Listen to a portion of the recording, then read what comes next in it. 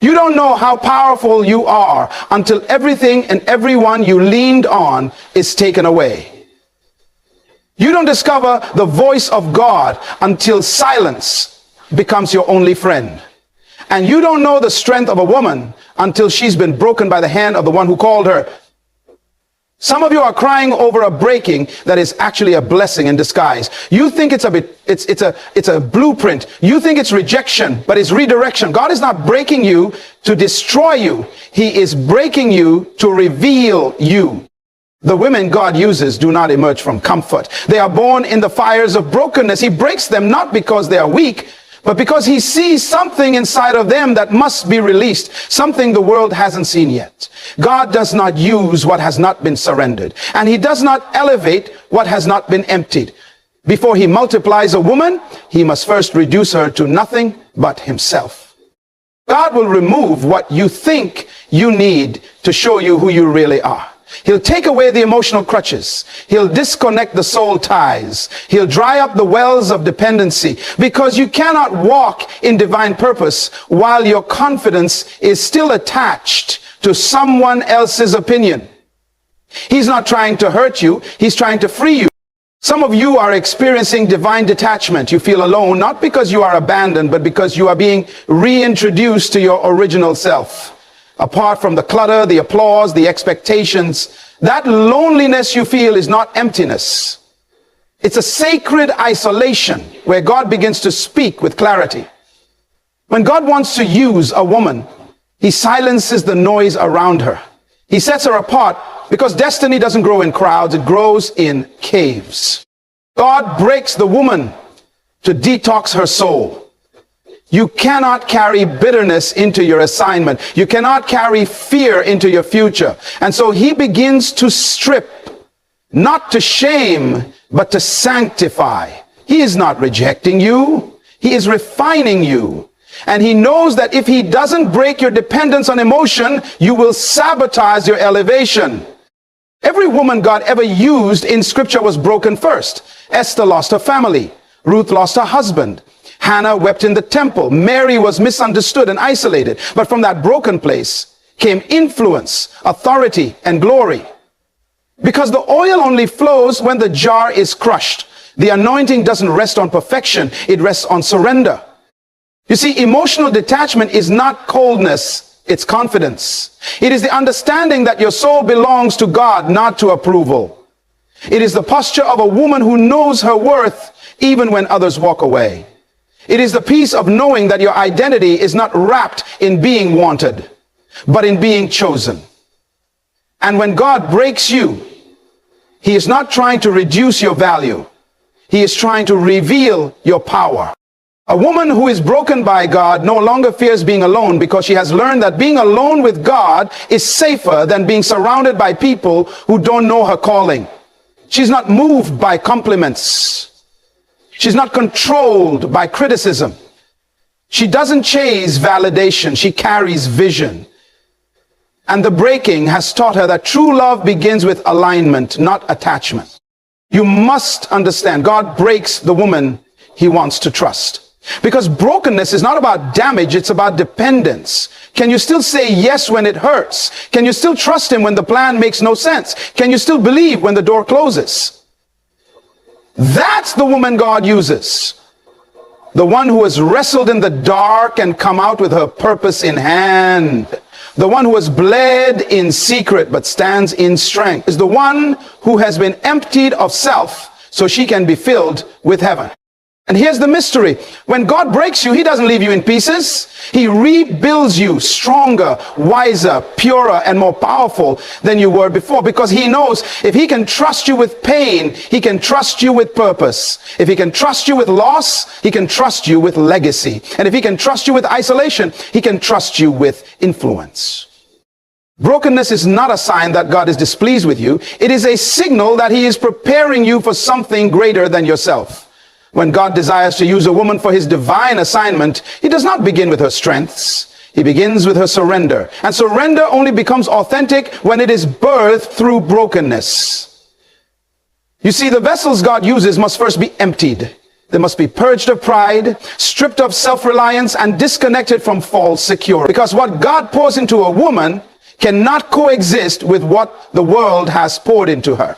When God breaks a woman, he is not shattering her value, he is unveiling her capacity. That breaking is a holy operation. It's the hand of the potter reshaping the clay. Many women cry out for purpose, but few realize that purpose is preceded by pruning. Before you can carry the weight of destiny, you must be light enough to rise. And that means God will allow life to press you, shake you, and stretch you, not to destroy you, but to detox you. He breaks the fear off. He breaks the approval addiction. He breaks the comfort that keeps you passive, because he knows that a woman who is too full of the world cannot carry the burden of heaven. This is why brokenness is not punishment, it's a process. A necessary divine process where God isolates you, quiets you, and begins to do his deepest work. That pain you feel is not pointless, it is purposeful. God is emptying your soul so he can fill it with vision. He is breaking your habits so he can build your holiness. And when the process is complete, what emerges is not a wounded woman. It is a warrior refined by fire and ready to walk in divine authority. When God sets his hand on a woman for divine assignment, the first thing he often does is remove the familiar. He disconnects her from the places, people, and comforts that once gave her identity. Because God refuses to let his daughters find security in anything other than him. Detachment is not cruelty, it is clarity. He begins to untangle her soul from things that dulled her discernment, from voices that shaped her more than his word, and from relationships that fed her feelings but starved her spirit. He calls her away so he can call her deeper. There comes a moment when God interrupts everything. He will dry up the well that once refreshed her. He will close the door that used to open with ease. He will silence the affirmation she once depended on, not because he is angry, but because he is jealous for her full attention. God knows that if her identity is still rooted in titles, attachments, and applause, then she is not yet free. And he cannot build purpose on a foundation of false belonging. What God is doing in that season is establishing something eternal. He is showing the woman who she truly is, without the mask, without the mirror, without the noise. He is introducing her to the version of herself that does not flinch when others leave, that does not crumble when seasons shift, that does not compromise when pressure mounts. He is anchoring her in identity, not shaped by culture or crisis, but by covenant. And it is in that sacred detachment that she becomes dangerous to the enemy, because now she is no longer distracted. Her confidence no longer comes from being needed. It comes from being known by the one who made her, set her apart, and called her before she ever took her first breath. When God begins to break a woman, it is not to expose her weakness, but to reveal her hidden strength. Brokenness becomes the mirror through which she finally sees the depth of what God placed inside her.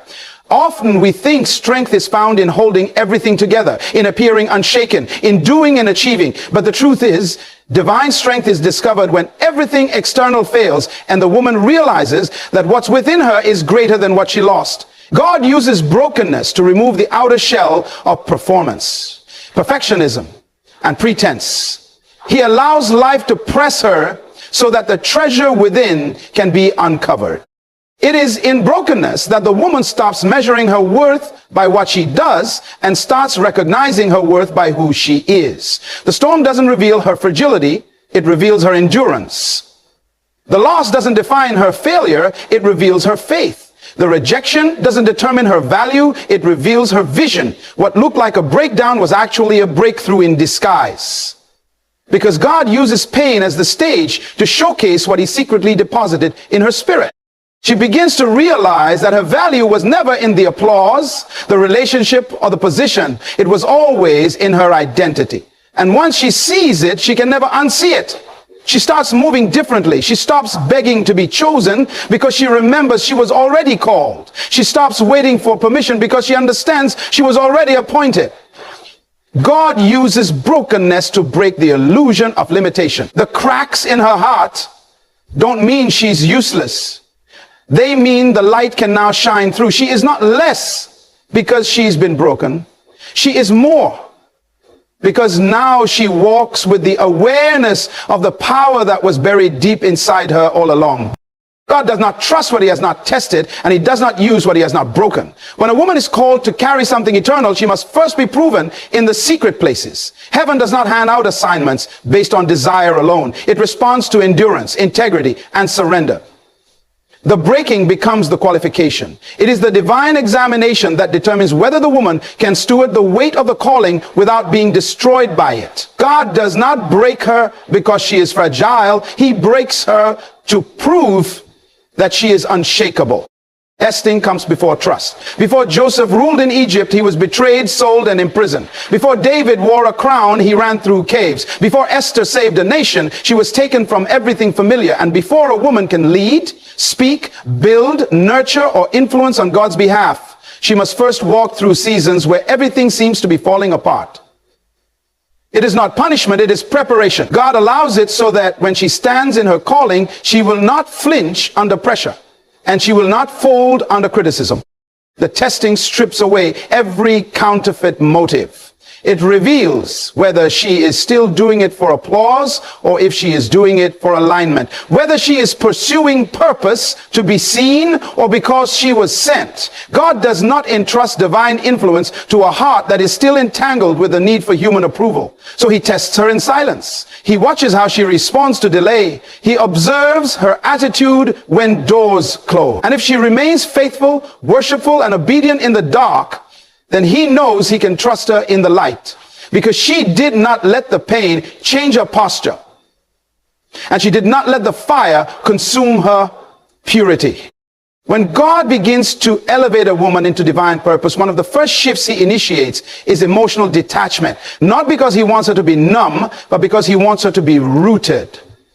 Emotions are powerful, but they are never meant to lead. And when a woman is too emotionally entangled with people, opinions, or her past, she becomes vulnerable to manipulation and distraction. God separates her so he can stabilize her. He quiets the emotional noise so that his voice becomes the loudest sound in her soul. Emotional detachment is not hardness, it is holiness. It is the sacred boundary where the woman learns to feel deeply, but not be led by what she feels. She can love without losing herself. She can serve without seeking validation. She can walk away from what no longer aligns without guilt or apology. That level of clarity can only come when God has taken her through a season of deep internal transformation. He disconnects her from emotional crutches so she can finally stand on the foundation of truth. When a woman becomes emotionally detached in God, she is no longer controlled by chaos. She is led by conviction. She is not swayed by mood swings or manipulated by false intimacy. She knows how to discern the difference between divine alignment and emotional attachment. She knows when to stay and when to walk away, not out of bitterness, but out of wisdom. And that wisdom produces authority. The enemy cannot control a woman whose emotions are governed by truth. She is dangerous to darkness because she doesn't react, she responds. She doesn't cling, she releases. She doesn't beg, she commands.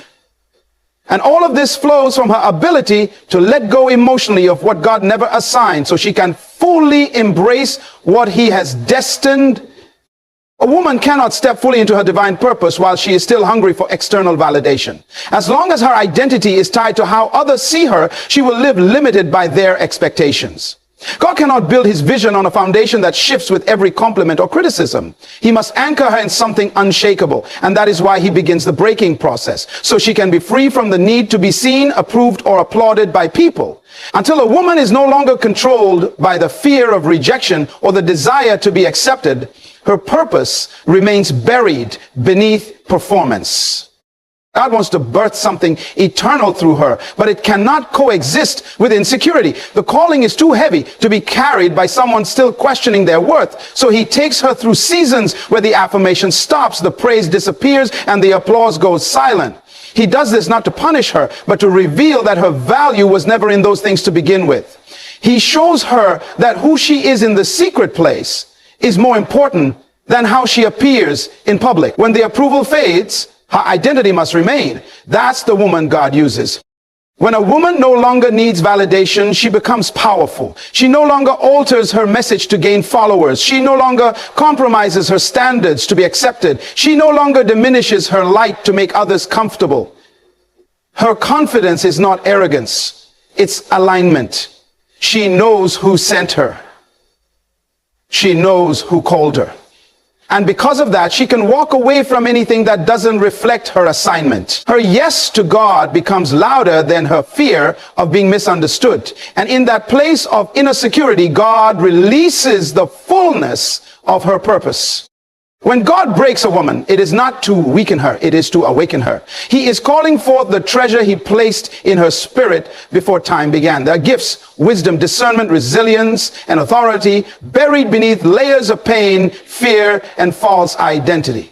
The breaking is how God digs through the surface to uncover the gold. Most women don't even realize what they carry until something shakes their world. It's in the breaking that the oil begins to flow. It's in the loss that the voice of destiny becomes clear. What feels like the end is often the beginning of divine revelation. God already placed everything she needs within her, but it must be revealed. And revelation only comes through brokenness. She doesn't discover her power when life is easy. She discovers it when she survives what was sent to destroy her. That's when her purpose begins to speak. That's when her spirit starts to lead. That's when she starts looking outward for strength and starts drawing from the well inside of her. The pain doesn't define her. It exposes what was always there. There is a woman inside the woman. Stronger, wiser, bolder, more aligned with heaven. But she cannot emerge while the outer woman is still wrapped in fear, shame, and approval seeking. So God begins the divine surgery. He allows the disappointment, the heartbreak, the isolation, not to punish her, but to peel back the layers and introduce her to who she really is. The enemy wants her to think she's being destroyed, but heaven is saying, I'm revealing you. Her